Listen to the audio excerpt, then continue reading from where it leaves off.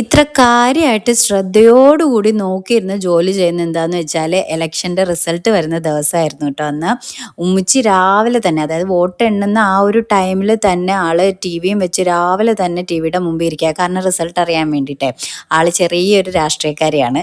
എൻ്റെ കല്യാണം കഴിഞ്ഞിട്ടാണ് ഞാൻ ഇതേപോലെ വാർത്തയുടെ മുമ്പിൽ ഇത്രയും വലിയ മുഖഭാവങ്ങളൊക്കെ ആയിട്ട് ഇങ്ങനെ ഇരിക്കുന്നത്. കാരണം ഞാൻ നേരത്തെ വാർത്തയൊന്നും കാണൂല, ഇവിടെ പ്രായം അതല്ലേ. ഇപ്പം പക്ഷേ ഇവിടെ വീട്ടിൽ ഉമ്മ കാണും, ബാപ്പ കാണും. പിന്നെ എനിക്ക് കണ്ട് ഇപ്പോൾ വാർത്ത കാണുന്നതിൽ ചെറിയൊരു ഇൻട്രസ്റ്റിംഗ് ഒക്കെ ഉണ്ട്. പ്രത്യേകിച്ച് വോട്ടിൻ്റെ ടൈം, ഇലക്ഷൻ്റെ ടൈം, ആ ഒരു ടൈമൊക്കെ ഈ ഒരു കമൻറ്ററിയോടുകൂടി വാർത്ത കാണുന്നത് ഇപ്പം ഒരു ചെറിയൊരു ഇഷ്ടമൊക്കെയാണ് കേട്ടോ. അപ്പോൾ അതിൻ്റെ കൂടെ തന്നെ എൻ്റെ ജോലിയും ചെയ്യാൻ സമയം കണ്ടെത്തണം എന്നുള്ളത് മുഖ്യ കാര്യമാണ്. അങ്ങനെ ടി വിയുടെ മുമ്പിൽ ഇരുന്ന് കഴിഞ്ഞാൽ ജോലി തീരത്തില്ല.